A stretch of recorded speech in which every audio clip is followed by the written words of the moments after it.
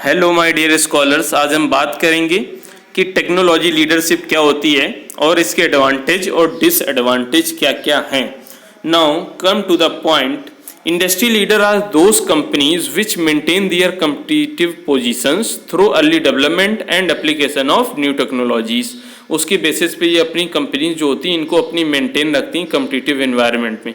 How ever technology leadership impose cost and risk to the organisations which aspire for maintaining technological superiority और leadership. इस तरीके से हमारी maintain रखती हैं और टेक्नोलॉजी सुपीरियरिटी और लीडरशिप को मेंटेन करके चलती हैं। बात करते हैं एडवांटेज ऑफ टेक्नोलॉजी लीडरशिप की।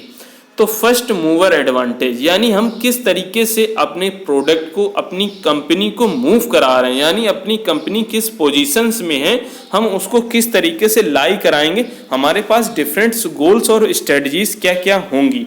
नाउ सेकेंड पॉइंट है लिटिल और नो कंपटीशन, यानी हमारी जो कंपनी है वो लिटिल है या कंपटीशन ज़्यादा है या नहीं है, हम उसको कैसे ग्रो कराएंगे। अगर हमारी कंपनी छोटी भी है तो हम उस कंपटीशंस के बेस में अपनी लीडरशिप टेक्नोलॉजी को फॉलो करते हुए कैसे आगे बढ़ेंगे।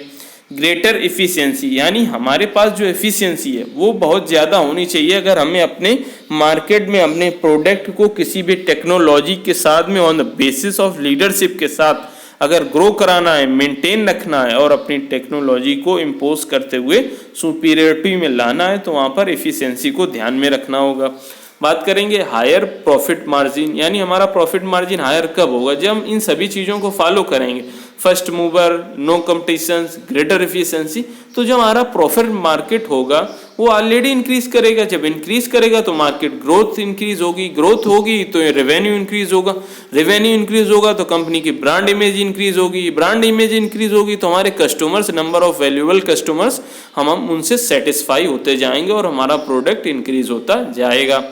अगर बात करेंगे सस्टेनेबल एडवांटेज, यानी सस्टेनेबल एडवांटेज हम किस तरीके से अपनी चीज़ों को on the basis of competitions में ढालते जाएंगे, हम उन चीज़ों के हिसाब से अपनी चीज़ों को कैसे मॉडिफाई करते हुए उनके साथ अपने वहाँ पर सेटलमेंट करने के साथ अपनी चीज़ों को ग्रो कराना होगा, ये हमारे पास एडवांटेज होगा। रेपुटेशन फॉर इनोवेशन, यानी बात करेंगे रेपुटेशन फॉर इनोवेशंस की, यानी जब हम कंपनी की प्रोडक्ट की किसी भी ब्रांड इमेज होगी तो उसके लिए जाहिर सी बात है अगर वो हमारी पॉजिटिव इमेज होगी, पॉजिटिव ब्रांड इमेज है, तो हमारी जो कंपनी की ब्रांड इमेज होगी वो ऑलरेडी ग्रोथ होगी, उसके साथ जो प्रोडक्ट होगा वो भी ऑलरेडी ग्रो करेगा। तो इस तरीके से हमारे ये एडवांटेज हो गए वो वर्क करेंगे। नाउ सिक्स्थ पॉइंट है हमारे पास, सेवन्थ पॉइंट है establishment of entry barriers for competitors. इस तरीके से हमें इनसे भी निपटना होगा। Occupying of best market niches, इनको भी ध्यान में रखना होगा। अपॉर्चुनिटीज़ टू लर्न, यानी हम किन किन बातों से सीखेंगे और क्या क्या अपॉर्चुनिटीज़ होंगी, हम उनसे किस तरीके से उनको फॉलो करते हुए आगे बढ़ेंगे। इस तरीके से हमारे कुछ डिसएडवांटेजेस भी हैं जो कि हमें इन्हें को भी ध्यान में रखना है।